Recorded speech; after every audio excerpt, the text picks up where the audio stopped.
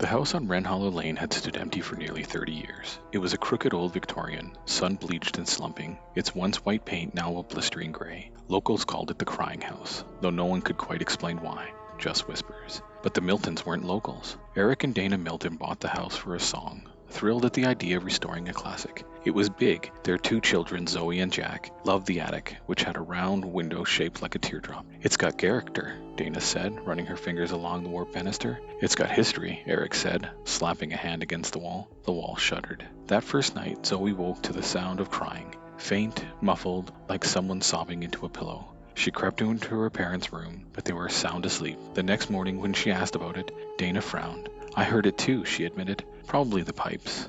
On the third night, the walls began to weep. It started in the upstairs hallway, thin rivulets of dark crimson seeping from the seams between wallpaper and plaster. The smell was coppery and wet, like rust and rot. Eric scraped at it in panic. "It's just old paint," he insisted. "Moisture damage, maybe. Bleeding walls? It's a thing in old houses. I'll call someone." But he never did, because that night, the house whispered to him, "Feed me."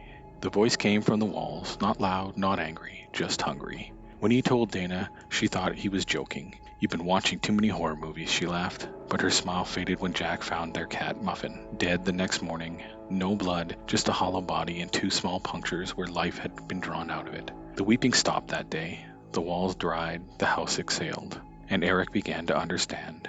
That night, while everyone slept, he stood in the dark kitchen with a kitchen knife. He pricked his palm and let the blood drip onto the cold tile floor. The house creaked in pleasure. The walls shimmered slightly in the moonlight. Just a little blood, just enough to quiet the sobbing. He fed the house again the next night, his own blood, a sliver at a time, and for a while that was enough. But soon the walls began to weep again. Dana found a note tucked in a crawl space behind the boiler, a warning scrawled in frantic handwriting. "It takes more each time. Don't feed it. Don't stay." She confronted Eric, who was pale and trembling. His arms were a lattice of fresh cuts. "I tried to stop," he whispered. "But the house, it needs more. It's starving."